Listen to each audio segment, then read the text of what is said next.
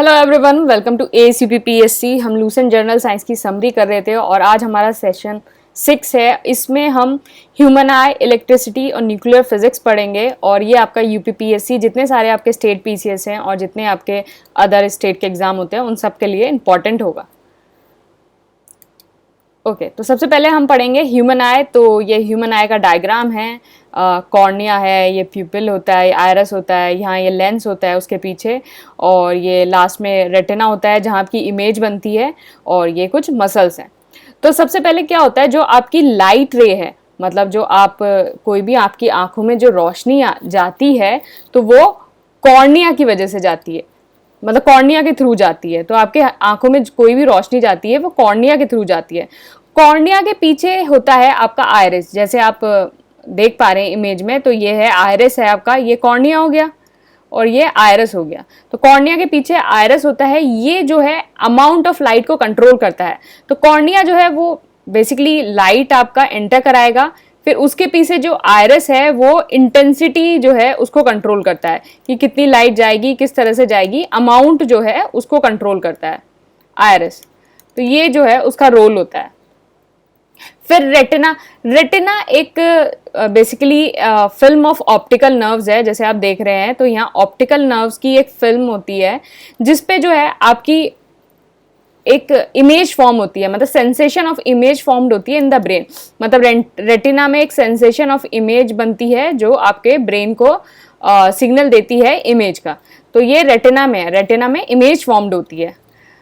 अब आप किसी भी ह्यूमन आई का जो लीस्ट डिस्टिंक्ट ऑफ विजन है, मतलब कितने उस पे ऑब्जेक्ट ऐसे लीस्ट डिस्टिंक्ट रखा हो तो ह्यूमन आई देख सकती है, तो वो होता है 25 सेंटीमीटर।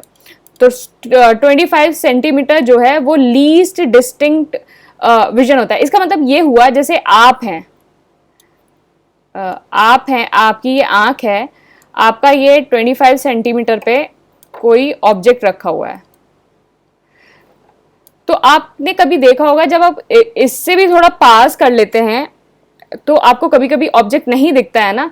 तो वही है, ये लीस्ट डिस्टिंक्ट ऑफ विजन है जिसमें आपको ऑब्जेक्ट दिखता है। अगर आप इससे भी और पास कर लेंगे तो कभी कभी आपको वो ऑब्जेक्ट, अब देखिए, अब जैसे अगर आप कोई बुक पढ़ रहे हो या अभी आपके हाथ में कोई कॉपी हो या कुछ भी हो, या फिर ये स्क्रीन ही आप देख रहे हो, तो इसको ना बहुत पास से आके ऐसे करके एकदम देखना, तो आपको जो इमेज है वो बहुत एकदम क्लियर नहीं दिखेगी। तो लीस्ट डिस्टिंक्ट ऑफ विजन आपका कितना होता है, 25 सेंटीमीटर। एग्जाम में डायरेक्ट क्वेश्चन आता है लीस्ट डिस्टिंक्ट ऑफ विजन का। फिर नॉर्मल ह्यूमन आई जो है कास्ट करती है इमेज ऑन रेटिना, रेटिना पे बिटवीन 25 सेंटीमीटर इन्फिनिटी। तो इमेज कहाँ कास्ट होगी, ये 25 सेंटीमीटर से लेके इन्फिनिटी तक जो है इसके बीच जो है इमेज आपकी कास्ट होती है। तो इन दोनों चीजों में जो है कंफ्यूज मत होना। Least distinct of vision 25 centimetre है, नॉर्मल आई जो इमेज कास्ट करती है रेटिना पे वो 25 सेंटीमीटर से इन्फिनिटी के बीच में करती है। तो इन दोनों क्वेश्चन में कंफ्यूज मत हो जाना कि ये 25 सेंटीमीटर है, ये 25 सेंटीमीटर इन्फिनिटी है।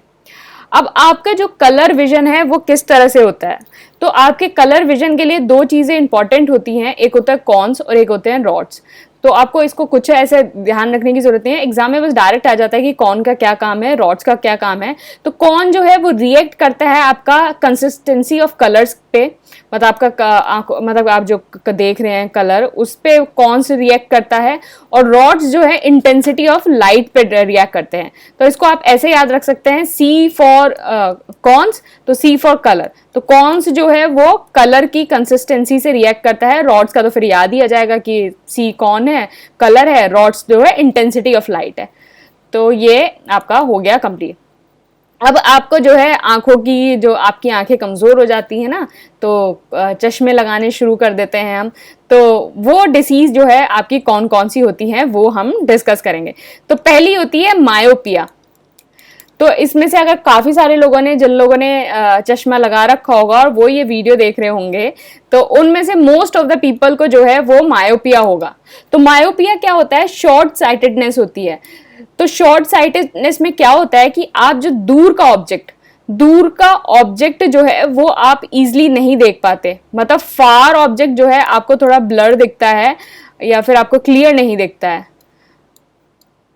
बट जो पास के ऑब्जेक्ट होते हैं, नियर मोस्ट, वो आप इजीली देख पाते हैं। तो ये कैसे डिपेंड करता है, जो आपकी पावर होती है, पावर इक्वल टू होता है 1 अपॉन फोकल लेंथ। तो अगर आपकी पावर जैसे किसी की, जैसे मायोपिया है, तो मायोपिया में आपने देखा होगा तो जैसे -0.5 होता है, तो ये 0.5 का ही मतलब है, लेंस को डिनोट करता है और ये बताता है कि आपको मायोपिया है। अगर किसी पावर माइनस में है तो इसका मतलब उसे मायोपिया है। तो -0.5 हो गया, -1 हो गया, तो ये आपकी पावर हो गई। तो फोकल लेंथ कैसे निकालेंगे, मतलब कितने डिस्टेंस तक का वो इंसान देख सकता है, तो हो जाएगा focal length is equal to 1 upon पार। तो यहाँ पर अपनी पार लगाएंगे तो इससे आपको फोकल लेंथ पता चल जाएगी। तो आपको पता चल जाएगा कि आप कितने डिस्टेंस का देख सकते हैं। फोकल लेंथ मतलब कि ये यहाँ से लेके इमेज जो आपकी बन रही है वो आप कितने डिस्टेंस की देख सकते हैं। तो आप ये आपका क्लियरली कितने डिस्टेंस तक का देख सकते हैं, वो आपका फोकल लेंथ होता है। तो जिन जिन लोगों ने चश्मा लगा रखा है वो अपनी फोकल लेंथ निकाल के देख लो, और अगली बार कोई पूछे कहाँ तक का देख सकते हो तो बता देना कि यहाँ तक का देख सकते हैं भाई।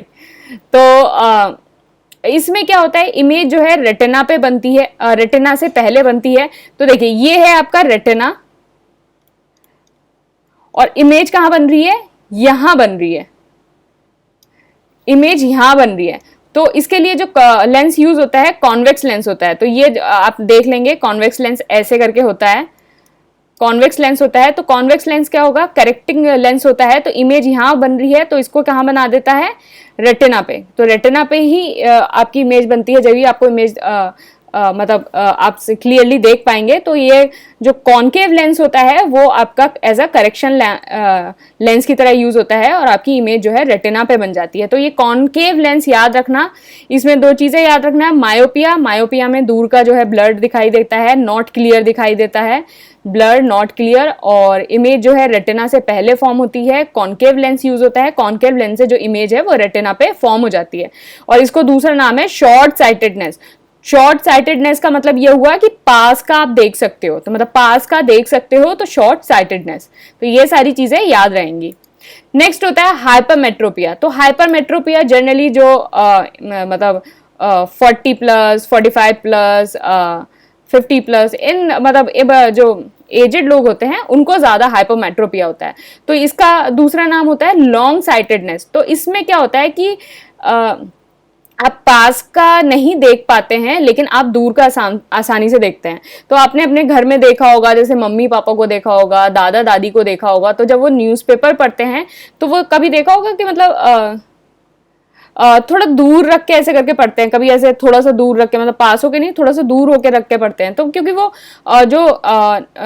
जो दूर के ऑब्जेक्ट हैं वो आसानी से देख लेते हैं, नियर ऑब्जेक्ट नहीं देते। तो मतलब आपने देखा होगा ना कि जैसे जैसे आपके घर में बड़े लोग होंगे तो उनको देखा होगा कि जब वो नॉर्मल ऐसे कहीं जा रहे होते हैं तो उन्हें चश्मे की कोई जरूरत नहीं पड़ती, कि मतलब आराम से दूर दूर का उन्हें दिख जाता है, तो उन्हें चश्मा कोई यूज नहीं करते हैं वो। लेकिन जैसे उन्हें कोई बोल दो कि कोई बुक पढ़नी है, कोई न्यूज़पेपर पढ़ना है, कोई पेपर पढ़ना है, कहीं साइन करने हैं, कोई चेक बुक साइन करनी है, कुछ भी साइन करना है, तो बोलते हैं जाके जरा मेरा चश्मा ले आना। तो वो इसलिए ही है कि मतलब हाइपरमेट्रोपिया होता है, तो उसकी वजह से उन्हें नियर ऑब्जेक्ट नहीं दिखते लेकिन दूर के ऑब्जेक्ट आराम से दिख जाते हैं। तो यही होता है। तो इनकी जो पावर होती है वो होती है पॉजिटिव में, मतलब पॉजिटिव होती है, जैसे +1.25, +2.25, और मतलब इस तरह से इन लोगों की पावर होती है। तो पावर जो होती है वो पॉजिटिव में होती है, मायोपिया की नेगेटिव में होती है। तो ये सारी चीजें आप ध्यान रखना। इमेज जो है वो बिहाइंड द रेटिना फॉर्म होती है। तो बिहाइंड द रेटिना, यहाँ रेटिना के पीछे इमेज फॉर्म हो रही है। तो इसके लिए रेमेडी क्या है, कॉन्वेक्स लेंस लगा दो। कॉन्वेक्स लेंस इस तरह का होता है, इसको लगा दोगे तो इमेज जो है रेटिना पे बढ़नी शुरू हो जाएगी।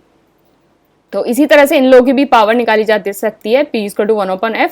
पावर तो आपको पता ही है, तो फोकल लेंथ कितना हो जाएगा, 1/p। तो 1/p से आपकी जो है पावर निकल के आ जाएगी। तो ये सारी चीजें मुझे लगता है समझ में आ गई होगी। नेक्स्ट होता है प्रेस बायोपिया। तो प्रेस बायोपिया में क्या होता है कि जब ओल्ड एज, मतलब ये एक ओल्ड एज प्रॉब्लम है एकोमोडेशन ऑफ आई की। इसमें क्या होता है कि आपकी एकोमोडेशन ऑफ आई डिमिनिश हो जाती है। तो इसमें क्या होता है कि इंसान जो है जो है वो ना तो पास के ऑब्जेक्ट सही से देख पाता है, ना दूर के ऑब्जेक्ट सही से देख पाता है। तो प्रेसबायोपिया में होता है कि ना तो पास के सही से देख पाता है, ना दूर के सही से देख पाता है। तो इसके लिए जो रेमेडी यूज होती है बायफोकल लेंस। आपने कभी देखा होगा कि जैसे घर में जैसे दादा दादी हो गए या लोग हो गए, तो वो ऐसे जैसे ये चश्मा होता है, तो यहाँ उनके एक इस तरह से एक लाइन होती है, कभी आपने नोटिस किया होगा, एक लाइन सी होती है, यहाँ लेंस का थोड़ा सा कलर अलग होता है, यहाँ लेंस का कलर अलग होता है। तो वो जो है वो आपका बायफोकल लेंथ होता है ना, कि मेरा पास का और दूर का चश्मा है, दोनों का है। वही बोलता है ना कि मेरा पास का और दूर का चश्मा है। वो उन लोगों का होता है जिन लोगों को दोनों प्रॉब्लम होती है, मतलब उनकी प्लस में भी पावर होती है, माइनस में भी पावर होती है। तो उनको मतलब पास का भी नहीं दिखता, दूर का भी नहीं दिखता। तो पास का और दूर का चश्मा जो है इस तरह से ऐसे लाइन होती है। कुछ लोग तो एक में ही बनवा लेते हैं। तो एक में बनवाने से क्या होता है, थोड़ा एडजस्ट करने में प्रॉब्लम होती है कि आंखें नीचे ऊपर नीचे हो जाता है, थोड़ा टाइम लगता है। कुछ लोग दोनों अलग अलग का बनवा लेते हैं कि प्लस वाला एक अलग बनवा लिया, दूर वाला अलग बनवा लिया, माइनस वाला अलग बनवा लिया। तो अलग अलग बनवा लेते हैं। तो वो बोलते हैं ना कि नहीं नहीं ये तो पास वाला है, दूर वाला चश्मा लेके आओ। तो वही है प्रेसबायोपिया। जब दोनों एकोमोडेशन में प्रॉब्लम होती है, पास की और दूर की, तो प्रेसबायोपिया होता है। एस्टिग्मेटिज्म में क्या होता है कि आप जो है हॉरिजॉन्टली जितनी चीजें हैं वो आप आसानी से देख पाते हैं। जैसे ये एक मैश है इसमें, तो ये जो हॉरिजॉन्टल जो लाइंस हैं वो आप आराम से देख पाएंगे, लेकिन जो अब वर्टिकल लाइंस हैं उनको देखने में आपको प्रॉब्लम होती है। तो horizontal you can see clearly, verticals में प्रॉब्लम होती है। ये होता है एस्टिमेटिज्म। नेक्स्ट हो गया कलर ब्लाइंडनेस। तो कलर ब्लाइंडनेस जो है एक हेरिडेटरी डिसीज है। तो अगर कभी आपको आए कि कलर ब्लाइंडनेस क्या है, तो आप हमेशा रखना कि ये जो है हेरिडेटरी डिसीज है। तो ये क्वेश्चन ऐसे आ सकता है, तो मतलब विच टाइप ऑफ डिसीज। तो हेरिडेटरी है और ये क्योरेबल नहीं है। मतलब एक बार अगर ब्लाइंडनेस, कलर ब्लाइंडनेस किसी को हो गया तो वो क्योर नहीं होगा। तो इसमें क्या होगा, पर्सन जो है सफर होता है कलर ब्लाइंडनेस से, और जो है रेड एंड ग्रीन में जो है डिस्टिंग्विश नहीं कर पाता। अगर किसी को नीचे कलर ब्लाइंडनेस है वो तो नीचे कमेंट बॉक्स में कमेंट करे, तो नीचे कमेंट बॉक्स में कमेंट करे। ओके, तो मुझे शायद रेड पेन से नहीं लिखना चाहिए, ब्लू से लिखते हैं। वैसे कोई नहीं, अगर लिख भी दिया तो डिस्टिंग्विश नहीं हो पाएगा, लगेगा तो हाँ कुछ लिखा जा रहा है, तो ब्लाइंड नहीं रहेगा, डिस्टिंग्विश नहीं हो पाएगा। तो रेड एंड ग्रीन जो है उसमें डिफ्रेंशिएट नहीं कर पाते। तो ध्यान रखना कौन कौन से दो कलर हैं। It's red and green RG। तो राहुल गांधी से याद कर लेना इसको, राहुल गांधी से, red and green RG colour blindness. Persistence of the vision क्या होता है? परसिस्टेंस ऑफ द विजन क्या होता है कि आपकी जो जब भी इमेज बनती है वो रेटिना पे थोड़ी देर के लिए ठहरती है। और ये कितने देर के लिए ठहरती है? ये 1/10 सेकेंड्स के लिए जो है आपके रेटिना पे ठहरती है। और अगर मतलब जैसे आपने कोई ऑब्जेक्ट दिखाया और ये आपके ऐसे ठहरा, फिर उसके बाद जैसे ही आप ऑब्जेक्ट रिमूव कर लेंगे तो ये 1/10 सेकेंड्स तक और ठहरेगा। जैसे सिनेमा में भी देखते हैं, आपको लगता है कि एक मूवी जो है वो कॉन्टिन्यूसली चल रही है, तो ऐसा नहीं होता। एक पर्टिकुलर फिल्म्स होती हैं, उनको पर्टिकुलर टाइम पे उनको शो किया जाता है। जैसे अभी एक फिल्म शो करी और फिर दूसरी फिल्म शो करी, फिर मतलब एक पिक्चर्स जब उनको सीरीज में शो करते हैं तो आपका इमेज में मतलब परसिस्टेंस ऑफ इमेज रहता है पुरानी इमेज का, फिर कंटिन्यूसली में दूसरी इमेज आती है कि 1/10 सेकेंड तक वो स्टे करता है, तो आपको लगता है कोई ऐसे मूवी चल रही है कॉन्टिन्यूसली। तो this is the persistence of the image. ऐसे ही आपका ब्लेड ऑफ फेंस होता है। तो आप जब जैसे पंखा है उसको चलते हुए घूमते हुए देखते हैं, आपको लगता है कि मतलब जैसे ऐसे घूम रहा है, तो वो भी परसिस्टेंस ऑफ इमेज की वजह से होता है। तो एक ऐसे पंखी घूमती है लेकिन आपको पुरानी वाली की मतलब इमेज जो है वो परसिस्ट रहती है, तो इसकी वजह से आपको लगता है कि ये बहुत ऐसे कॉन्टिन्यूसली जो है पूरा ऐसे करके घूमा जा रहा है। तो ये परसिस्टेंस ऑफ विजन का जो है मतलब फिनोमेना है। नेक्स्ट टॉपिक है आपका इलेक्ट्रिसिटी। देखो, इलेक्ट्रिसिटी पढ़ेंगे तो कंडक्टर तो पढ़ेंगे। तो कंडक्टर क्या होता है? तो कंडक्टर एक ऐसी बॉडी होती है जिसमें इलेक्ट्रिक चार्ज कैरियर जो मतलब फ्री इलेक्ट्रॉन होते हैं वो फाउंड होते हैं टू बी मोबाइल।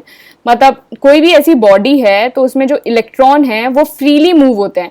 जब फ्रीली मूव होंगे तो उनकी मोबिलिटी होगी, तो मोबिलिटी होगी तभी चार्ज डेवलप्ड होगा, तो तभी चार्ज डेवलप होगा, इसकी वजह से इलेक्ट्रिक करंट प्रोड्यूस होगा।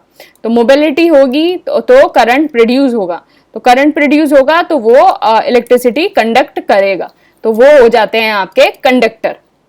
जितने भी मेटेलिक बॉडीज हो गया, एसिड्स हो गया, ह्यूमन बॉडी हो गया, तो वो गुड कंडक्टर होते हैं। तो ह्यूमन बॉडी आपने देखा होगा, जैसे आप नंगे पैर मतलब आप बिना चप्पल होके या बेयरफुट खड़े हुए हैं और आप कोई तार वार छू देते हैं तो आपको जैसे आपका पास होता है करंट, तो आपको करंट लगता है कि वो नीचे आपके एकदम वो अर्थ में करंट जाता है। तो इसी वजह से मतलब you are the good conductor of electricity, इसलिए आपको करंट लगता है। तो बैड कंडक्टर क्या होता है, जितनी भी मेटेलिक बॉडीज होती है, जैसे सिल्वर हो गया, कॉपर हो गया, आयरन हो गया, these are the best conductor of electricity.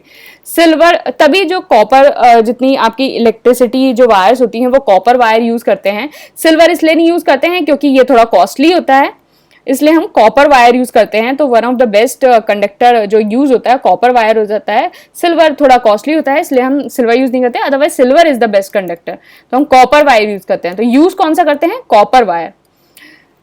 तो सिल्वर एंड कॉपर जो है उसमें बेस्ट इलेक्ट्रिकल कंडक्टिविटी होती है, तो याद ध्यान रखेंगे।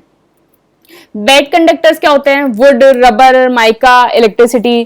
तो जैसे आपको कोई तार छूना हो या कुछ छूना हो तो आप जैसे लकड़ी से छूते हैं ना, क्योंकि लकड़ी जो है वो बैड कंडक्टर ऑफ इलेक्ट्रिसिटी है। आप उसको छुएंगे तो आपका जो करंट है वो आपके हाथ में नहीं लगेगा, वो पास नहीं होगा।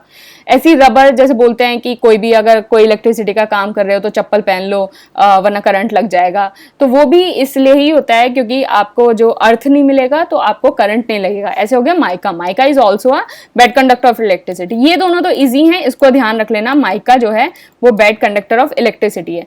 इंसुलेटर्स होते हैं वो जिनमें करंट पास नहीं होता है, जैसे एस्बेस्टॉस हो गए, एबोनाइट हो गए। मतलब इसमें जो है जो इलेक्ट्रॉन्स होते हैं वो फ्री नहीं होते, उनकी मोबिलिटी नहीं होती, तो इसलिए इलेक्ट्रिक करंट जो है जनरेट नहीं होता, तो वो इंसुलेटर्स होते हैं। सेमीकंडक्टर वो होते हैं, वो बॉडी जिनकी कंडक्टिविटी जो है कंडक्टर और इंसुलेटर के बीच में होती है, मतलब इन दोनों के बीच में होती है, मतलब कंडक्टर के और इंसुलेटर के बीच में जिनकी कंडक्टिविटी होती है उनको सेमीकंडक्टर कहते हैं। ये जो पॉइंट है ये बहुत ज्यादा इंपॉर्टेंट है, इसको याद कर लेना कि 0 केल्विन पे ऑल सेमीकंडक्टर्स जो हैं वो इंसुलेटर्स होते हैं। तो क्वेश्चन ऐसे आ सकता है कि at 0 kelvin all semiconductors are, पहले आ जाएगा कंडक्टर्स, रिमेन सेमीकंडक्टर्स, इंसुलेटर्स और नन ऑफ द अबव। तो ये सारी चीजें आप ध्यान रखना कि 0 केल्विन पे सारे सेमीकंडक्टर जो हैं इंसुलेटर होते हैं। मतलब आपका जब 0 केल्विन टेम्परेचर होगा तो जितने सारी सेमीकंडक्टर हैं उनमें से कोई इलेक्ट्रिक चार्ज फ्लो नहीं होगा, वो इंसुलेटर बन जाएंगे 0 केल्विन पे। 0 केल्विन इसमें टेम्परेचर भी आ सकता है कि at what temperature all semiconductors are insulator, तो आप यहाँ ध्यान रखेंगे 0 केल्विन पे जो है और सारे सेमीकंडक्टर्स इंसुलेटर होते हैं। एग्जाम्पल हो गया जर्मेनियम हो गया, सिलिकॉन हो गया, सेलेनियम हो गया, तो these are the all semiconductors. अब एक कंसेप्ट देख लेते हैं कि अगर किसी भी प्योर सेमीकंडक्टर में अगर आप इम्प्योरिटी ऐड करते हैं तो इसकी इलेक्ट्रिक कंडक्टिविटी इंक्रीज हो जाती है। तो सेमीकंडक्टर है कोई, उसमें इम्प्योरिटी ऐड करी तो उसकी कंडक्टिविटी जो है वो इंक्रीज हो जाएगी। तो ये नॉर्मल सा कंसेप्ट है, उनको याद कर लेना। देखो हम इसको ज्यादा डिटेल में इसलिए नहीं पढ़ रहे हैं क्योंकि ये सारे जैसे कंसेप्ट हैं तो ये फिजिक्स के कंसेप्ट हैं, ऑब्वियसली साइंस है, डिटेल होगी, एक्सप्लेनेशन होगा, सब कुछ होगा, लेकिन उस एक्सप्लेनेशन का यूज क्या है आपके लिए एग्जाम में नहीं आएगा ना। जो चीज आपको एग्जाम में आएगी, जो इंपॉर्टेंट है, हम उस पर फोकस करते हैं ना। क्या फायदा इररिलेवेंट चीजें पढ़ के कि पूरा चिट्ठा पढ़ लो सेमीकंडक्टर का, इतना सारी चीजों का कोई जरूरत नहीं है। जो एग्जाम में आता है हम वो पढ़ेंगे। ओके, करंट दो तरह के होते हैं आपके, डायरेक्ट करंट और ऑल्टरनेटिंग करंट। अगर कोई भी इलेक्ट्रिक सर्किट है उसमें करंट अगर यूनि डायरेक्शनली फॉलो हो रहा है, तो मतलब एक डायरेक्शन में फॉलो हो रहा है, तो वो जो है वो डायरेक्ट करंट होता है। तो डायरेक्ट करंट, जैसे डायरेक्ट करंट का जो काम होता है वो supply of electric power supply करना इलेक्ट्रिक डिवाइसेस को, और जितनी भी बैटरीज हैं उनको चार्ज करना। तो जैसे आपका मोबाइल फ़ोन का बैटरीज हो गया, फ्लैश लाइट हो गया, फ्लैट टीवी स्क्रीन हो गया, इलेक्ट्रिक व्हीकल्स हो गया, तो इन सब में जो है वो डायरेक्ट करंट यूज़ होता है। तो मतलब आपकी जो बैटरीज होती हैं उनमें डायरेक्ट करंट यूज़ होता है। इवन आपका जो इन्वर्टर होता है, इन्वर्टर जब आप यूज करते हो तो उससे जो करंट आता है वो डीसी करंट आता है, डायरेक्ट करंट होता है। तो घर पे जो इन्वर्टर्स यूज करते हो उसमें डीसी करंट आता है। नेक्स्ट हो गया ऑल्टरनेटिंग करंट। तो ऑल्टरनेटिंग करंट क्या होता है? कोई भी इलेक्ट्रिक करंट जो है अगर पल्सेटिंग फॉर्म में पास हो रहा है, इस तरह से साइनसॉइडल वेव्स में अगर पास हो रहा है तो वो ऑल्टरनेटिंग करंट होता है। और डायरेक्ट करंट देखेंगे, direct current is parallel to the X axis. अगर ऐसे पैरेलल है तो डायरेक्ट करंट है, अगर पल्सेटिंग फॉर्म में है तो ऑल्टरनेटिंग करंट है। तो ऑल्टरनेटिंग करंट का क्या यूज है? तो ऑल्टरनेटिंग करंट जो है ज्यादातर यूज होता है जितने भी आपके इलेक्ट्रिक पावर होते हैं, जितने हाउस होल्ड इक्विपमेंट्स होते हैं। तो आपके जब घर में, जैसे आपके घर में जो आपके पोल से जब लाइट आ रही होती है तो वो एसी करंट होता है। लेकिन अगर आप इन्वर्टर यूज करते हैं तो वो जो लाइट आ रही होती है, मतलब उससे जो करंट आ रहा होता है वो डीसी करंट होता है। तो पोल से जब आ रही होती है आपके घर में जो मेन लाइट आ रही होती है, मेन बिजली, तो वो ऑल्टरनेटिंग करंट होता है और इन्वर्टर वाली डीसी होता है। तो house hold equipment, office, building है ये, तो मोस्ट प्रेफर इलेक्ट्रिक पावर होती है इसके लिए। तो ये मुझे लगता है आपको क्लियर हो गया होगा। इलेक्ट्रिक सेल प्राइमरी सेल होते हैं, सेकेंडरी सेल होते हैं। तो प्राइमरी सेल क्या होते हैं कि इसमें क्या होता है कि आपकी जो केमिकल एनर्जी है वो डायरेक्ट जो है इलेक्ट्रिकल एनर्जी में कन्वर्ट होती है। प्राइमरी सेल, तो देखिए जैसे ये सेल है और इसके अंदर जो है आपको सबको पता है केमिकल एनर्जी है। तो ये सेल जब ये एनर्जी इसमें एनोड कैथोड रिएक्ट करेंगे, इसकी रिएक्शन होगी, तो इसमें जो है इलेक्ट्रिक जो करंट है वो मतलब एनर्जी वो प्रोड्यूस होगी, तो वो जो है कन्वर्ट होगी वो इलेक्ट्रिकल एनर्जी में होगी, और फिर उसके बाद आपको करंट मिलेगा और आपकी डिवाइस जो है वो काम करने लगेगी। जब ये सारी एनर्जी जब एग्जॉस्ट हो जाती है, अब इसमें केमिकल है, वो एक ना एक टाइम तो खत्म होगा। जब वो सारा खत्म हो जाता है तो आपका सेल जो है वो डेड हो जाता है, मतलब आप फेंक देते हो ना सेल को, मतलब आपका जब सेल काम करना बंद कर जाता है तो इसका मतलब ये होता है कि आपकी जो सारी केमिकल एनर्जी है वो एग्जॉस्ट हो चुकी है।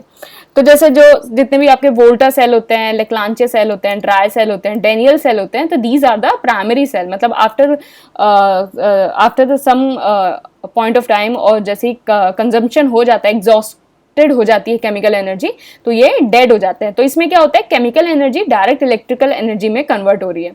सेकेंडरी सेल क्या होता है? सेकेंडरी सेल में क्या होता है, सबसे पहले जो इलेक्ट्रिकल एनर्जी है वो आपकी केमिकल एनर्जी में कन्वर्ट होती है, फिर जो केमिकल एनर्जी है वो इलेक्ट्रिकल एनर्जी में कन्वर्ट होती है। तो मतलब इसमें क्या होता है कि मतलब फर्स्ट इलेक्ट्रिकल एनर्जी है वो केमिकल एनर्जी में कन्वर्ट हुई, फिर केमिकल एनर्जी जो है इलेक्ट्रिकल एनर्जी में कन्वर्ट हुई। ये सारा प्रोसेस जो है वो चार्जिंग के थ्रू होता है।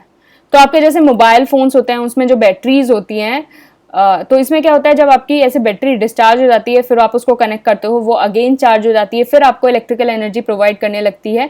तो वो जो है वो आपका सेकेंडरी सेल होता है। तो मतलब जितने भी चार्जेबल चीजें होती हैं, जितनी भी चार्जेबल चीज होती हैं वो आपकी सेकेंडरी सेल होती हैं।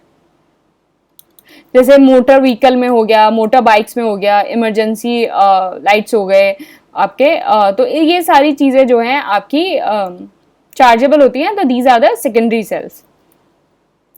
अब नेक्स्ट होता है वोल्टेज सेल। वोल्टेज सेल इतना कोई इंपॉर्टेंट नहीं है, लेकिन फिर दे रखा था बुक में तो थोड़ा सा पढ़ लेते हैं, ज़्यादा कुछ पढ़ने की इसमें ज़रूरत नहीं है। बेसिकली एक ऐसे करके एक कंटेनर होता है, उसमें 2 रॉड्स लगी होती हैं जिंक और कॉपर की इनसाइड, और उसके अंदर H2SO4 होता है, और फिर ये कैथोड एनोड जो है वो रिएक्ट करता है, फिर केमिकल रिएक्शन लगी होती है, अगर यहाँ कोई डिवाइस लगी है तो उस वहाँ से करंट प्रोड्यूस होता है। तो इतना सब पढ़ने की कोई ज़रूरत नहीं है। तो वोल्टेज सेल क्या होता है कि in this zinc and copper rod use होती हैं, और फिर कंटेनर के अंदर यूज़ होती हैं। कॉपर रॉड जो है वो एनोड, जिंक कैथोड, रिएक्शन करता है, फिर करंट जो है प्रोड्यूस होता है। तो बस ये देख लेना कि कौन सा एसिड यूज़ होता है और कौन कौन सी रॉड होती है, जिंक, कॉपर और H2SO4। नेक्स्ट बात है इलेक्ट्रिक पावर। तो इलेक्ट्रिक पावर क्या होता है? तो the rate of loss of electrical energy in a electric circuit is called electric power. तो ये आपका कुछ सर्किट है, रेजिस्टेंस बना हुआ है, आपकी बैटरी बनी हुई है, और ये आपका कुछ सर्किट होता है। तो इस सर्किट के अंदर, इलेक्ट्रिक सर्किट के अंदर अगर जो आपकी इलेक्ट्रिकल एनर्जी का जो लॉस होता है, उस रेट को जो है हम इलेक्ट्रिकल पावर कहते हैं। तो इसमें यहाँ कोई करंट जा रहा है इस तरह से, ये बैटरी लगी हुई है, तो ये पूरा इतना ज़्यादा कोई पढ़ने की ज़रूरत नहीं है, इसको कोई पढ़ने की ज़रूरत नहीं है, ठीक है। तो बेसिकली फॉर्मूला ध्यान रखो, इट्स इनफ। तो इलेक्ट्रिक पावर क्या होता है? Electric power is equal to current into potential difference. तो पोटेंशियल डिफरेंस और पोटेंशियल में डिफरेंस, पोटेंशियल डिफरेंस और पोटेंशियल में डिफरेंस समझ लो, मतलब पोटेंशियल डिफरेंस और पोटेंशियल, इन दोनों में डिफरेंस समझ लो। अच्छा, तो पोटेंशियल डिफरेंस और पोटेंशियल में डिफरेंस समझ लो। तो पोटेंशियल डिफरेंस क्या होता है? पोटेंशियल डिफरेंस का मतलब होता है कि जैसे 2 पॉइंट्स होते हैं, उसका एक P1 पोटेंशियल है और उसका एक P2 पोटेंशियल है, तो इन दोनों का डिफरेंस को पोटेंशियल डिफरेंस कहते हैं। और पोटेंशियल डिफरेंस किसी भी पॉइंट का जो पोटेंशियल होता है, पोटेंशियल होता है, उसको पोटेंशियल बोलते हैं। तो इन दोनों के डिफरेंस को जो है PD बोलते हैं, अदरवाइज ये है। तो कोई भी इलेक्ट्रिक पावर है, तो उसमें जैसे सर्किट है, उसमें कोई करंट फ्लो हो रहा होगा और एक पोटेंशियल डिफरेंस होगी, मतलब 2 पॉइंट्स के ऊपर अलग अलग पोटेंशियल होगी। तो जैसे करंट हो गया एंड P1 और डिफरेंस P2, तो ये जो करंट I से डिनोट होता है, तो ये इलेक्ट्रिक पावर होती है। तो इसका फॉर्मूला क्या हो गया? पोटेंशियल डिफरेंस जो है वो V से डिनोट होता है, मतलब वोल्ट है। तो इसका फॉर्मूला क्या हो गया? P equal to V into I, power, potential difference और करंट। तो ये हो गया पोटेंशियल डिफरेंस का फॉर्मूला। अब इसकी यूनिट क्या होती है?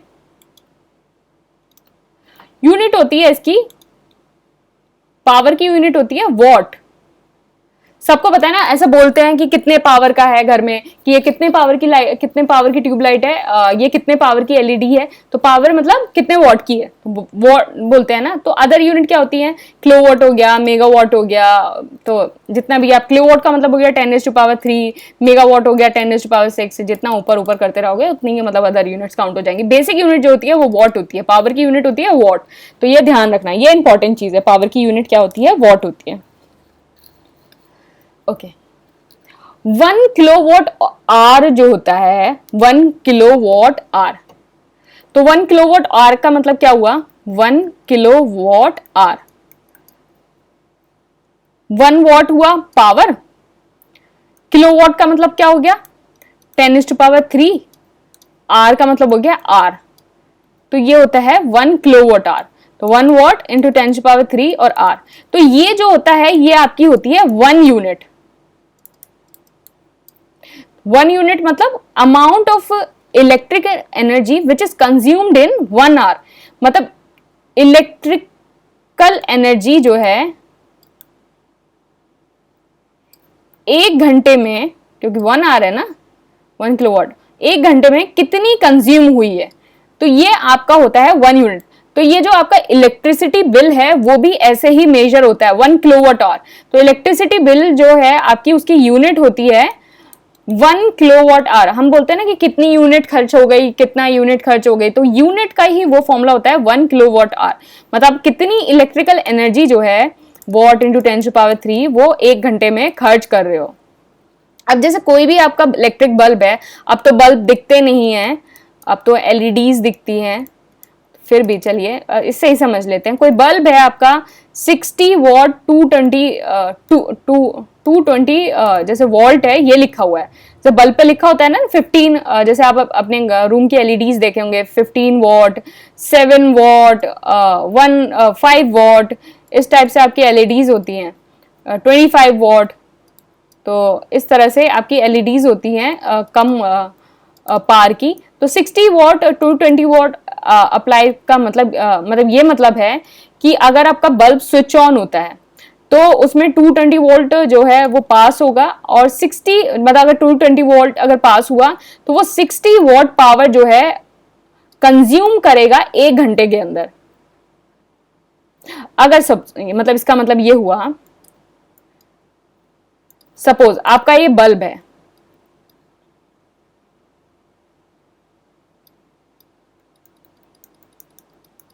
इस पे क्या लिखा हुआ है 60 वॉट 220 वॉट।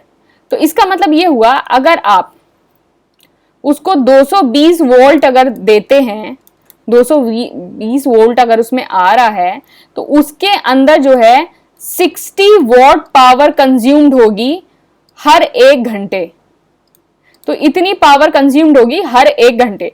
तो ये आपका होता है मतलब कि कोई भी ऐसे रीडिंग होती है तो उसका मतलब ये होता है।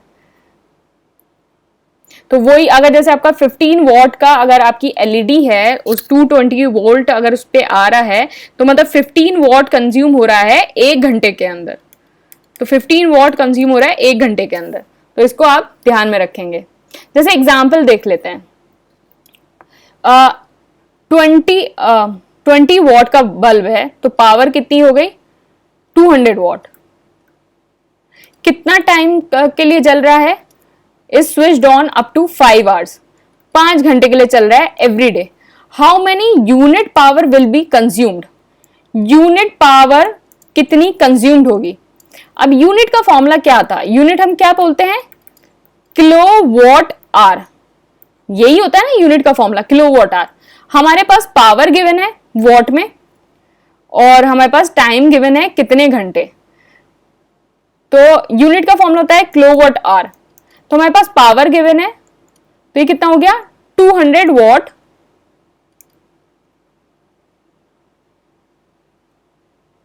इंटू 5। अब ये वॉट में है, इसको 1000 में करेंगे तो ये हो जाएगा किलो वॉट में करेंगे तो ये हो जाएगा डिवाइडेड बाय 1000। तो ये कितना हो गया 1 यूनिट। अगर 200 वॉट का बल्ब है 5 घंटे चलता है तो वो कितनी यूनिट खर्च करता है 1 यूनिट। 1 यूनिट वो खर्च करता है, कंज्यूम करता है एवरी डे। तो आप इसको ध्यान रखना। बहुत इजी था ना, मतलब इतना कंफ्यूजन होता था कि कैसे वो निकलता है क्या निकलता है, तो बहुत आसान था। और वो बहुत ज्यादा टफ वाले वो नहीं आएंगे, ना तो आप 10th क्लास में हैं, ना आप 12th क्लास में हैं, ना आप बीटेक कर रहे हैं, तो इतना ज्यादा ना आप पावर इंजीनियरिंग कर रहे हैं, तो इतना ज्यादा दिमाग लगाने की कोई जरूरत नहीं है। ओके तो ये 60 डे प्रीलिम्स कोर्स है, तो आप इसको ज्वाइन कर सकते हैं। Notes, test series and current affair का कोर्स है, ये टेस्ट सीरीज है खाली। इस नंबर पे व्हाट्सएप करके इसको ज्वाइन कर सकते हैं। बैच जो है 15 अप्रैल को ही स्टार्ट हुआ है, तो अभी ज़्यादा टाइम नहीं हुआ है, तो आप इसको ज्वाइन कर सकते हैं। बाकी सारी डिटेल्स हैं। और 2021 में डायरेक्ट 84 क्वेश्चन आए थे, नीचे PDF होगी, वहां से आप इसको देख सकते हैं। तो ये मेंस का है, तो मेंस में डेली आंसर राइटिंग हो रहा है, सिर्फ एक आंसर हम लिखते हैं और एक आंसर लिखते हैं। एक आंसर को लिखने में आपको 15 to 20 मिनट लगेंगे। तो आपको ये जो आंसर है अभी कब तक लिखना है 15 मई तक, 15 मई तक लिखना है। फिर उसके बाद हम 15 जून से दोबारा हम इसको कंटिन्यू करेंगे। तो आप इसको ज्वाइन कर सकते हैं। एक आंसर लिखने में आपको कोई ज़्यादा प्रॉब्लम नहीं होगी और आपकी जो प्रीलिम्स और मेंस की तैयारी जो है बहुत आसानी से अच्छे से होती रहेगी। और जो GS पेपर 1 में जो प्रिडिक्शन था कि 20 क्वेश्चन में से डायरेक्ट 10 क्वेश्चन जो है वो जो आपका 50 day mains answer writing programme था उससे आए हैं। नीचे PDF है, वहां से आप इसको वेरीफाई कर सकते हैं।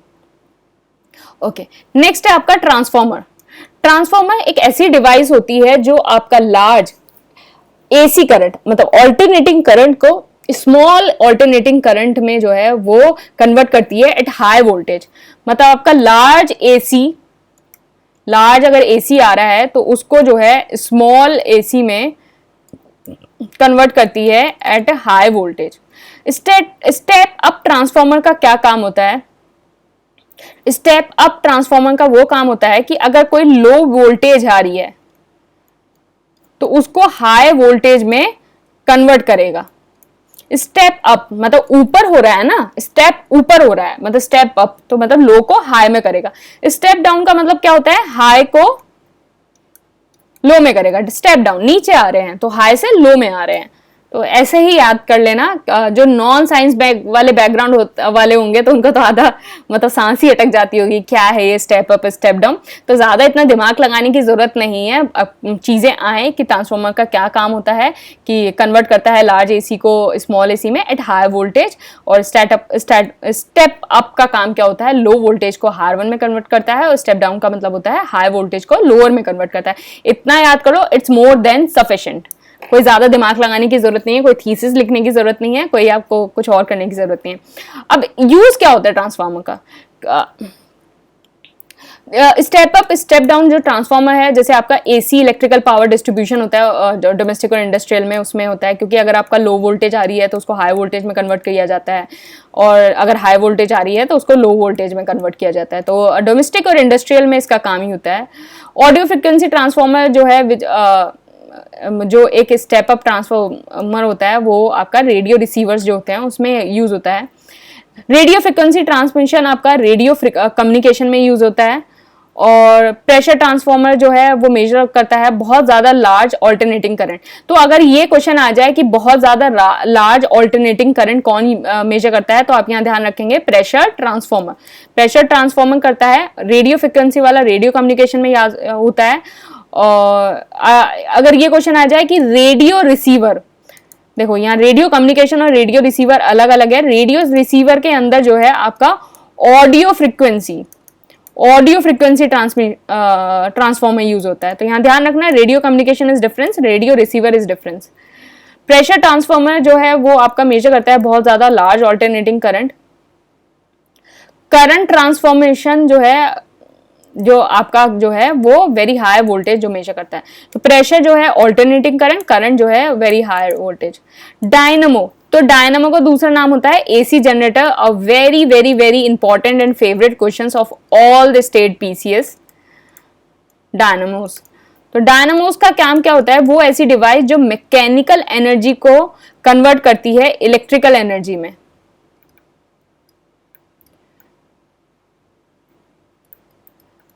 मतलब आपका मैकेनिकली कोई काम हो रहा है, उससे फिर आपकी इलेक्ट्रिकल एनर्जी जो है वो प्रोड्यूस होती है। तो प्रिंसिपल ऑफ इलेक्ट्रोमैग्नेटिक इंडक्शन पे ये काम करती है, मैकेनिकल एनर्जी को इलेक्ट्रिकल एनर्जी में कन्वर्ट करती है। अब इलेक्ट्रिक पावर प्लांट क्या होता है? इलेक्ट्रिक पावर प्लांट वो होता है कि पावर जो है जनरेट होती है by the rotation of the turbine. जैसे कोई टर्बाइन है, उसका रोटेशन हो रहा है, तो उसकी वजह से जो है पावर जनरेट होगी। तो this is electric power generator. अब जैसे कोई भी इलेक्ट्रिक पावर प्लांट है, जो आपके पावर प्लांट होते हैं, कभी आपने कभी कोई फील्ड विजिट करी हो या कुछ करा हो, अगर जो बीटेक वाले स्टूडेंट हैं वो ज़्यादा रिलेट कर पाएंगे। अगर कोई फील्ड विजिट करी हो इलेक्ट्रिक पावर प्लांट में, तो वो क्या होता है कि कोई भी अगर प्राइमरी इलेक्ट्रिक पावर प्लांट होता है, जैसे ये पावर प्लांट हो गया, यहाँ आपकी जो है एसी करंट जो है वो जनरेट होती है।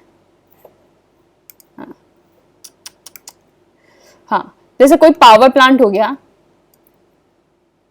वहां एसी करंट जनरेट होती है, और वो एसी करंट जनरेट होती है 22,000 वोल्ट पे, मतलब 22 केवी पे जो है वो इलेक्ट्रिक करंट जनरेट होती है। इससे ऊपर भी हो सकती है। फिर ये है इलेक्ट्रिक जो करंट है वो कंज्यूमर को भेजी जाती है by transmission line. Transmission line से कंज्यूमर को भेजी जाती है। फिर इसके बीच में एक जो है एक सब स्टेशन लगता है। बोलते हैं ना कि ये तो पावर प्लांट दूर है, यहाँ सब स्टेशन लगा हुआ है। तो सब स्टेशन लगता है, तो इसमें क्या होता है कि जो आपका ये वोल्ट है ये और इंक्रीज किया जाता है, कम से कम 132,000 वोल्ट तक जो है इंक्रीज किया जाता है। फिर उसके बाद जो है वेरियस सब स्टेशंस लगते हैं, और इन सब स्टेशन पे जो वोल्ट है वो डिक्रीज किया जाता है बाय स्टेप डाउन ट्रांसफार्मर। तो स्टेप डाउन ट्रांसफार्मर से डिक्रीज किया जाता है और इसको लिया जाता है 220 वोल्ट पे। तो आपके जो घरों में जितना वोल्ट आता है वो 220 वोल्ट आता है। तो यहाँ को जो लास्ट में जो आपके वेरियस सब स्टेशन लगते हैं, तो वहाँ 220 वोल्ट से आपको डायरेक्ट कंज्यूमर को भेज दिया जाता है। तो ये पूरा प्रोसेस होता है पावर प्लांट से लेके घर तक की लाइट को आने का। अब डोमेस्टिक पावर सप्लाई क्या होती है? डोमेस्टिक पावर सप्लाई जो आप डोमेस्टिक यूज में करते हैं, तो उसको 220 वोल्ट एसी करंट होता है, जिसकी फ्रीक्वेंसी होती है 50 हर्ट्ज। तो 50 हर्ट्ज और 220 वोल्ट पे होता है। डोमेस्टिक पावर सप्लाई है, उसमें दो टाइप के करंट फ्लो होते हैं, एक तो 5 एम्पियर का और एक 15 एम्पियर का। तो 5 एम्पियर के करंट को बोलते हैं हम डोमेस्टिक करंट। ये आपका जितने भी इलेक्ट्रिकल अप्लायंस हो गया, जैसे बल्ब हो गया, एलईडीज हो गया, ट्यूबलाइट्स हो गया, टीवी हो गया, मतलब छोटे जितने अप्लायंस होते हैं उसमें 5 एम्पियर का करंट फ्लो होता है। तो P = V × I होता है। तो छोटे तो ये हो जाएगा, कितना हो जाएगा, वोल्ट तो सेम आ रहा है सब में, तो P equal to directly proportional to I हो जाएगा। तो अगर देखो जैसे ये आप बल्ब देखो, टीवी देखो, ट्यूबलाइट देखो, रेडियो देखो, ये सब लेस वॉट के हैं, कम वॉट के हैं, तो इसमें इसलिए करंट भी जो है लेस यूज होगा, है ना। सिंपल सा कंसेप्ट है ना ये, कम वॉट के हैं तो करंट भी डायरेक्टली प्रोपोर्शनल होता है, क्योंकि वोल्ट तो सब में इतना ही आ रहा है, 220 वोल्ट, घर में आपकी डोमेस्टिक लाइट आ रही है, तो power is directly proportional to current, तो ये लेस है तो ये भी लेस होगा। अब करंट ऑफ 15 एम्पियर जो है वो पावर लाइन होती है, तो पावर लाइन बोलते हैं ना कि ये पावर स्विच है, ये पावर लाइन का स्विच है, ये हैवी इलेक्ट्रिकल अप्लायंस के लिए है, तो आप देखते भी होंगे वो थोड़ा चौड़ा और थोड़ा बड़ा स्विच, मतलब आपका सॉकेट होता है, तो पावर लाइन वाला तो वो 15 एम्पियर का होता है, तो 15 एम्पियर का होता है वो इलेक्ट्रिक हीटर्स, इलेक्ट्रिक आयरन और रेफ्रिजरेटर, इन सब के लिए यूज होता है। अब डोमेस्टिक वायरिंग जो होती है, आप कभी अपना बोर्ड उतार के देखा होगा घर का या किसी स्टैप से, या फिर कभी आपका इलेक्ट्रिशियन आया होगा तो आपने देखा होगा, तो जो डोमेस्टिकली सप्लाइड करंट होता है उसमें 3 टाइप के वायर यूज होते हैं। तो वो वायर होते हैं आपके लाइव वायर, न्यूट्रल वायर, और एक होता है अर्थ की अर्थिंग कर दी, तो एक वायर होता है वो अर्थ के साथ कनेक्ट होता है तो अर्थिंग हो जाती है। तो लाइव वायर जो है वो आपका रेड कलर का होता है, न्यूट्रल वायर जो है आपका ब्लैक कलर का होता है, और अर्थ जो है वो ग्रीन होता है, तो अर्थ तो याद ही रहेगा ग्रीन कलर का, लाइव याद ही रहेगा कि लाइव मतलब करंट मारेगा एकदम, तो लाइव वायर जो रेड कलर का होता है, और न्यूट्रल जो है ब्लैक कलर का होता है। किसी भी सर्किट में, मतलब कोई भी आपका अगर सर्किट है, तो कोई भी जैसे अप्लायंस है आपका, जैसे ये आपका सर्किट है, मतलब ये रेजिस्टेंस हो गया, इसमें ये सर्किट है आपका, और इसमें कोई भी आपका अप्लायंस है, तो वो जो है लाइव वायर और न्यूट्रल वायर के बीच में अटैच होता है। तो मतलब अगर आपके वायर हैं तो अप्लायंस जो है जैसे लाइव वायर और न्यूट्रल वायर के बीच में जो है वो अटैच होता है, तो आप यहाँ ध्यान रखने का, ये चीज जो है वो इंपॉर्टेंट है, लाइव वायर और न्यूट्रल वायर के बीच में। फ्यूज, इलेक्ट्रिक फ्यूज, तो बोलते हैं ना कि कोई भी एकदम ट्रिप हो जाता है, कुछ हो जाता है, तो बोलते हैं फ्यूज उड़ गया। तो फ्यूज क्यों लगाते हैं? तो फ्यूज इसलिए लगाते हैं कि सेफ्टी पॉइंट ऑफ व्यू से, मतलब जितने भी आपके घर में सेफ्टी पॉइंट ऑफ व्यू से जो इलेक्ट्रिक फ्यूज हैं वो अप्लाई होते हैं किसी भी सर्किट में, कि जिससे आपका इलेक्ट्रिकल अप्लायंस जो है वो डैमेज हो जाने से बच जाए। तो फ्यूज का क्या काम होता है? जैसे फ्यूज है, फ्यूज का जो है मेल्टिंग पॉइंट बहुत कम होता है, तो जैसे ही इसमें कोई आपका तेज करंट आता है तो मेल्टिंग पॉइंट कम होता है, तो ये एकदम जो इसका मटेरियल होता है वो मेल्ट हो जाता है, तो वो आगे की साइड जो है करंट जो है पास नहीं होने देता, वो यही करंट को ब्रेक कर देता है, तो आपका जितने भी इलेक्ट्रिकल अप्लायंस है उनको डैमेज होने से बचा लेता है। तो फ्यूज जो है वो यही लिखा है, for electric fuse those material are used which have the less melting point easily melt on passing the high electric current. तो इलेक्ट्रिक करंट जैसे ही आपका अगर ज्यादा आ रहा है तो ये यही मेल्ट करेगा और इलेक्ट्रिक अप्लायंस को आपके बचा लेगा। तो फ्यूज जो है वो आपका अटैच होता है लाइव वायर और हॉट वायर में। ऑब्वियसली आपका जो इलेक्ट्रिक अप्लायंस है वो आपका जो लाइव वायर न्यूट्रल वायर के यूज में होता है, तो लाइव वायर जो है लाइव वायर के साथ ही जो है आपका फ्यूज यूज होता है, अदरवाइज उसका कोई यूज नहीं है, वो डैमेज कैसे रोक पाएगा। जो फ्यूज है वो बेसिकली आपका टिन का बना होता है, फ्यूज जो है वो आपका टिन का बना होता है, लेकिन जो गुड क्वालिटी फ्यूज है वो आपका बना होता है alloy of copper, tin and lead. तो कॉपर, टिन एंड लेड, तो इसका बना होता है कॉपर, टिन,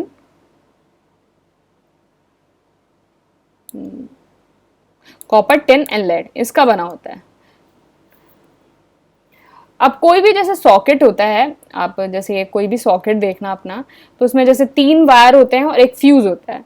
तो जो अपर मोस्ट वायर होता है वो अर्थ होता है, अर्थ ये ग्रीन कलर का। फिर उसके बाद लोअर मोस्ट वायर होता है वो न्यूट्रल होता है, और लोअर मोस्ट लेफ्ट का, और लोअर मोस्ट जो राइट है वो लाइव वायर होता है, ये लाइव वायर रेड कलर का। और ये यहाँ फ्यूज लगा है, देखा ना, फ्यूज जो है वो आपका लाइव वायर के साथ लगा हुआ है, तो लाइव वायर के साथ आपका फ्यूज लगा हुआ है, तो आप इसको देख रहे होंगे।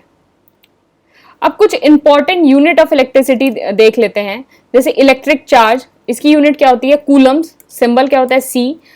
इलेक्ट्रिक पोटेंशियल की वोल्ट होती है और इसका वी होता है। तो मैंने बोला था ना कि पोटेंशियल और पोटेंशियल डिफरेंस सेम होता है। तो पोटेंशियल मतलब कि कोई भी ऐसा आपका सर्किट है, उसका पर्टिकुलर पॉइंट पे क्या पोटेंशियल है। पोटेंशियल डिफरेंस ये हो गया कि आपका सर्किट है तो इस पे P1 पोटेंशियल है, इस पे P2 पोटेंशियल है, तो इन दोनों पोटेंशियल का क्या डिफरेंस है। तो अब जैसे यही वही देख लो, जैसे डिस्टेंस है कि पर्टिकुलर ये डिस्टेंस क्या है, और आप जैसे देखो कि यहाँ से डिस्टेंस यहाँ के, तो इन दोनों के बीच का डिस्टेंस का डिफरेंस मतलब क्या है। तो वही चीज़ हो गई आपकी मतलब पोटेंशियल और पोटेंशियल डिफरेंस, मतलब डिफरेंस क्या है और मतलब एक पर्टिकुलर पॉइंट का क्या है। तो ये सारी चीज़ें हो गई। तो यहाँ तो ऑब्वियसली यूनिट तो सेम रहेगी ना। अब जैसे 4 किलोमीटर में से 2 किलोमीटर माइनस करेंगे तो आंसर क्या आएगा, 2 किलोमीटर। तो ये तो है तो डिस्टेंस ही, यूनिट तो सेम ही रहेगी। तो यूनिट होगी वोल्ट, वोल्ट सिंबल भी सेम ही रहेगा। इलेक्ट्रिक फील्ड इंटेंसिटी क्या होता है, न्यूटन्स पर कूलम। तो न्यूटन्स पर कूलम जो है वो इलेक्ट्रिक फील्ड इंटेंसिटी रहती है। इलेक्ट्रिक कैपेसिटी क्या होती है, फैरेड। तो कैपेसिटर आप देखते होंगे ना कि कैपेसिटर बेसिकली क्या होता है आपकी, जैसे आप पंखा होता है, पंखे में आप देखते हैं कैपेसिटर लगा होता है। तो कैपेसिटर क्या होता है कि आपकी एनर्जी स्टोर करता है। तो आपका जो पंखा जो घूमता है, जो आपकी एनर्जी स्टोर होती है वो कैपेसिटर में स्टोर होती है। तो इसकी यूनिट क्या होती है, फैरेड। तो आप ध्यान रखेंगे कैपेसिटर की यूनिट फैरेड होती है, सिंबल एफ होता है। ओके कुछ फिजिकल क्वांटिटी देख लेते हैं, उनकी यूनिट्स देख लेते हैं, उनके सिंबल देख लेते हैं। तो करंट होता है इलेक्ट्रिक करंट, जैसे हमने अभी पढ़ा था ना, potential is equal to volt into I current. तो P equal to V into I पढ़ा था। तो करंट की जो यूनिट होती है वो एम्पियर होती है, सिंबल A होता है। इलेक्ट्रिक रेजिस्टेंस की होती है ओम, इसका सिंबल होता है। फिर रेजिस्टिविटी होती है ओम मीटर, और इलेक्ट्रिक कंडक्टिविटी होती है ओम -1, या उसको मो भी बोलते हैं या सीमन भी बोलते हैं। तो मतलब 1 ओम -1 का मतलब होता है 1/ओम। तो ओम किसी भी चीज के ऊपर ऐसे -1 लगा हो तो इसका मतलब होता है 1/ओम। तो ओम हो गया, मो हो गया, सीमन हो गया, और फॉर्मूला भी देखो 1/ओम होगा, तो यहाँ हो जाएगा 1/ओम, और यहाँ फिर ओम -1। तो यही लिखा हुआ है। स्पेसिफिक कंडक्टिविटी तो होती है ओम -1 मीटर -1, तो ये हो जाएगा मो हो जाएगा। कंडक्टेंस होता है मीटर -1 या सीमेन मीटर -1 ही हो जाएगा। इलेक्ट्रिक पावर तो आपको सबको पता है, ये अब वॉट होता है। Okay magnetism. तो मैग्नेटिज्म जो होता है, केमिकल कंपोजिशन ऑफ मैग्नेटाइट क्या होती है, Fe3O4। Fe3O4 जो है वो मैग्नेटाइट की केमिकल कंपोजिशन होती है। तो मटेरियल यूज्ड जो होता है मैग्नेट में वो होता है आयरन, कोबाल्ट, निकल, और बाकी सारे मटेरियल यूज होते हैं। तो टाइप ऑफ मैग्नेटिक सब्सटेंस क्या होता है, जो पैरामैग्नेटिक वो सब्सटेंस होते हैं कि कोई भी आपका कोई भी चीज अगर स्ट्रॉन्ग मैग्नेटिक फील्ड में रखी जा रही है, मतलब आपकी जैसे कोई मैग्नेट है, यहाँ जो फील्ड है उसकी मैग्नेटिक फील्ड वो स्ट्रॉन्ग है, तो ये जो है वीकली मैग्नेटाइज हो जाएगा। मैग्नेटिक फील्ड स्ट्रॉन्ग है तो ये वीकली मैग्नेटाइज हो जाएगा। तो जैसे एग्जांपल हो गया प्लेटिनम हो गया, क्रोमियम हो गया, मैंगनीज हो गया, कॉपर सल्फेट हो गया, लिक्विड सॉल्यूशन हो गया, सॉल्यूशन ऑफ सॉल्ट और आयरन हो गया। तो ये सब्सटेंस जब स्ट्रॉन्ग मैग्नेटिक फील्ड में रखे जाते हैं तो ये वीकली मैग्नेटाइज हो जाते हैं। फिर डायमैग्नेटिक क्या होते हैं, वो सब्सटेंस जो वीकली मैग्नेटाइज हो जाते हैं in a direction opposite to the applied field. मतलब जो फील्ड है उसके अपोजिट डायरेक्शन में है तो ये वीकली मैग्नेटाइज हो जाते हैं। बिस्मथ हो गया, एंटीमनी हो गया, गोल्ड हो गया, वाटर हो गया, अल्कोहल हो गया, ये सब। फेरोमैग्नेटिज्म वो होते हैं which are strongly magnetised by a relatively weaker magnetic field. अगर आपकी मैग्नेटिक फील्ड वीक है तो ये स्ट्रॉन्ग मैग्नेटाइज हो जाएंगे। मैग्नेटिक फील्ड का आप मतलब यही समझ लो कि आपका कोई मैग्नेट है, उसके चारों तरफ जो फील्ड बन रही है। इतना बेसिक आपको जाने की कोई जरूरत नहीं है, कोई पूछेगा भी नहीं और कभी आएगा भी नहीं एग्जाम में। जो ये ही आ सकता है जो आ सकता है कि मैग्नेटिक फील्ड वीक है तो स्ट्रांगली मैग्नेटाइज होगा। जैसे एग्जांपल हो गया आयरन हो गया, कोबाल्ट हो गया, निकल हो गया, गोल्डेलिनियम हो गया और उसके अलॉय। तो ये इसके फेरोमैग्नेटिज्म के एग्जांपल होते हैं। टेम्परेरी मैग्नेट होता है कि are those in which the magnetic substance magnetise easily and demagnetise quickly. तो टेम्परेरी मैग्नेट क्या होता है, जैसे कोई भी आप किसी भी सब्सटेंस को अगर मैग्नेट बना रहे हैं, या तो वो क्विकली से मैग्नेट बन जाएगा और क्विकली से ही वो डीमैग्नेटाइज हो जाएगा। तो ये जो होता है हमारा टेम्परेरी मैग्नेट होता है। तो सॉफ्ट आयरन जो यूज होता है कंस्ट्रक्शन में, तो वो आपका टेम्परेरी मैग्नेट होता है। परमानेंट मैग्नेट क्या होता है कि मैग्नेटाइज होने के लिए थोड़ा टाइम लेता है, स्लोली मैग्नेटाइज होता है, और डीमैग्नेटाइज एक बार मैग्नेटाइज हो गया तो डीमैग्नेटाइज बहुत रेयरली होता है, तो ये परमानेंट मैग्नेट होता है। तो जैसे स्टेनलेस स्टील होता है, वो आपका यूज होता है for the construction of the permanent magnet. तो स्टेनलेस स्टील को जो है हम construction of the permanent magnet में यूज करते हैं। अब देखिए, अब हमारा नेक्स्ट टॉपिक है न्यूक्लियर फिजिक्स। तो न्यूक्लियर फिजिक्स में आपको 2-3 चीजें याद करने की जरूरत है। जैसे ये केमिकल सिंबल होता है, ये ए और जेड होता है, घबराने की कोई ज़रूरत नहीं है। तो जैसे ये केमिकल सिंबल है, जैसे कार्बन हो गया है, कुछ भी हो गया, आपके जो के जितने भी केमिकल सिंबल्स होते हैं, हीलियम हो गया, हाइड्रोजन हो गया, जितने भी सिंबल्स होते हैं, ये होता है। आपने वो चीज़ें पढ़ी होंगी ना, मास नंबर, एटॉमिक नंबर। तो ये नीचे वाला जैसे सिंबल होता है, जैसे यहाँ 6 हो गया, यहाँ 12 हो गया, तो 6 जो है वो आपका, Z जो है वो आपका होता है एटॉमिक नंबर, और A कितना होता है, this is a mass number. Atomic number और मास नंबर। तो मास नंबर आपका क्या होता है, मास नंबर होता है, यहां देख लेते हैं।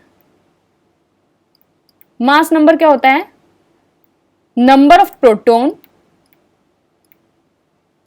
अब वो आप इलेक्ट्रॉन पढ़े, मतलब आप एटम का डायग्राम बताएं, ये इलेक्ट्रॉन होता है, सॉरी यहाँ प्रोटॉन और न्यूट्रॉन होता है, और उसके चारों तरफ जो है इलेक्ट्रॉन रिवॉल्व कर रहे होते हैं। न्यूक्लियस होता है, ये न्यूक्लियस होता है, न्यूक्लियस के अंदर प्रोटॉन और न्यूट्रॉन होते हैं और इलेक्ट्रॉन रिवॉल्व करते हैं। तो वही वाला चीज है ये इलेक्ट्रॉन और प्रोटॉन और न्यूट्रॉन। तो मास नंबर क्या होता है कि number of proton plus number of neutron. और एटॉमिक नंबर क्या होता है, एटॉमिक नंबर होता है नंबर ऑफ प्रोटॉन। तो ये फॉर्मूला हम कैसे लिख सकते हैं, x a z, ये कितना हो गया p प्लस n, और ये कितना होता है p। समझ में आया ना, p प्लस n मतलब प्रोटॉन और न्यूट्रॉन, और p मतलब हो गया प्रोटॉन। अब जैसे आपने ये मॉडल देखा है, तो इसके अंदर आपके सब एटॉमिक पार्टिकल्स होते हैं, जैसे प्रोटॉन हो गया, इसमें न्यूक्लियस में न्यूट्रॉन हो गया, और इलेक्ट्रॉन जो है रिवॉल्व कर रहा होता है। तो प्रोटॉन का सिंबल क्या होता है, p प्लस, सिंबल इसका होता है हाइड्रोजन 1 तो 1 होता है, चार्ज इसका पॉजिटिव होता है, और ये जो है न्यूक्लियस के अंदर पाया जाता है, और इसका मास होता है 1.673 × 10⁻²4। तो ये आपको थोड़ी चीज़ कुछ याद करनी होगी। अब जैसे इलेक्ट्रॉन है, इसका सिंबल होता है E-1, E, और यहाँ जो नंबर ऑफ प्रोटॉन है वो -1, और ये 0 हो जाएगा। तो ये जो नेगेटिव चार्ज होता है आउटसाइड द न्यूक्लियस होता है 9.1 × 10⁻28 ग्राम। न्यूट्रॉन जो है, न्यूट्रॉन में जो है आपका प्रोटॉन 0 होता है और नंबर ऑफ न्यूट्रॉन 1 होता है। तो ये न्यूट्रल होता है, न्यूक्लियस के अंदर होता है। तो आपका जैसे ये है, ये आपका न्यूक्लियस है, इसके अंदर आपके प्रोटॉन और न्यूट्रॉन होंगे, और इसके चारों तरफ जो है आपके इलेक्ट्रॉन जो है रिवॉल्व कर रहे होते हैं। ये आपका जो है फॉर्मूला होता है। ओके, तो यहाँ देखो atomic number versus mass number. ये जैसे आपके ये हो गए प्रोटॉन, न्यूट्रॉन, और ये इलेक्ट्रॉन इसके चारों तरफ घूम रहे हैं। तो ये हमने बताया था, ये होता है Z का मतलब होता है नंबर ऑफ प्रोटॉन, ये होता है A का मतलब होता है प्रोटॉन प्लस न्यूट्रॉन। तो हीलियम है, हीलियम का फॉर्मूला क्या होता है, हीलियम 2-4। तो ये नीचे वाला क्या होता है, नंबर ऑफ प्रोटॉन Z। तो नंबर ऑफ प्रोटॉन कितने हो गए इसके अंदर, 2 मतलब एटॉमिक नंबर इसका 2 है। और 4 क्या होता है, 4 होता है मास नंबर। तो मास नंबर इसका 4 है, और मास नंबर इक्वल टू क्या होता है, proton plus neutron. Mass number 4 है, प्रोटॉन 2 है, तो न्यूट्रॉन कितने हो गए 2। तो इस तरह से आप निकालोगे कि इसके अंदर जो है प्रोटॉन भी 2 हैं और न्यूट्रॉन भी 2 हैं। तो इसको सिंपली ऐसे बनाते हैं कि ये जैसे आपका इलेक्ट्रॉन हो गया, तो यहाँ 2 प्रोटॉन हो गए, 2 न्यूट्रॉन हो गए न्यूक्लियस के अंदर। तो इस तरह से आप इसको कर सकते हैं। अब ये जो है वो बहुत इंपॉर्टेंट है, ये डायरेक्ट क्वेश्चन आ जाता है किसकी डिस्कवरी किसने की है। तो इलेक्ट्रॉन की किसने की है, जे थॉमसन, प्रोटॉन की गोल्डस्टीन, न्यूट्रॉन की जेम्स चैडविक, पॉजिट्रॉन की एंडरसन, न्यूट्रॉन की पॉली और पाई मेसन की एच युकावा। तो ये ध्यान रख लेना, electron Thomson, electron proton PG, neutron James Chadwick, positron Anderson, neutrino Pauli और पाइमेंसन युकावा। तो बहुत ज़्यादा इंपॉर्टेंट है, इसको ध्यान रखना। फोटो इलेक्ट्रिक इफेक्ट क्या होता है कि वो डिवाइस जो कन्वर्ट करती है लाइट एनर्जी को, मतलब फोटो एनर्जी को इलेक्ट्रिकल एनर्जी में through the phenomena of the photo electric effect. मतलब अगर लाइट एनर्जी अगर कहीं से आ रही है, कि कहीं से रोशनी आ रही है, तो फोटो इलेक्ट्रिक मतलब वो डिवाइस उस रोशनी को यूज करके आपको इलेक्ट्रिकल एनर्जी जो है प्रोवाइड करेगी। तो ये फोटो इलेक्ट्रिक इफेक्ट होता है। तो इसका एप्लीकेशन क्या होता है, reproduction of sound in the cinema and TV. तो सिनेमा एंड टीवी में जैसे लाइट आती है वो इलेक्ट्रिक एनर्जी में आपको प्रोवाइड करती है, तो साउंड जो है इस पे होता है। स्ट्रीट लाइट वेपर लैम्प्स होते हैं, ऑटोमेटिकली स्विच ऑफ हो जाते हैं ड्यूरिंग द डे और रात को ऑन हो जाते हैं, तो वहाँ इसका यूज़ होता है। ऑटोमेटिक डोर होता है मल्टीप्लेक्सेस में, जैसे आप मल्टीप्लेक्सेस में जाओ तो आप जैसे ही यहाँ एक सेंसर लगा होता है, जैसे ही आप उसकी रेंज में आते हैं वो एकदम खुल जाता है और फिर उसके बाद बंद हो जाता है। तो ऑटोमेटिक डोर्स जो मल्टीप्लेक्सेस में होते हैं वो भी इसका एप्लीकेशन है। एंड फोटो सेल्स जो unwanted person strong room of banks में होते हैं वहाँ भी यूज़ करते हैं, और स्पेस सैटेलाइट में भी इसका काम है। तो ये एप्लीकेशन कुछ याद रखना। बाकी तो आप जो है ये कोर्स ज्वाइन कर सकते हैं, 60 डे प्रीलिम्स कोर्स। यहाँ आपको करंट अफेयर्स, नोट्स और टेस्ट सीरीज सारे प्रोवाइडेड होंगे। और टेलीग्राम पे डेली क्विज होता है, तो आप इस क्विज को ज्वाइन कर सकते हैं। फ्री डेली क्विज है ये, तो आप इसको ज्वाइन कर सकते हैं। बाकी thank you and all the best.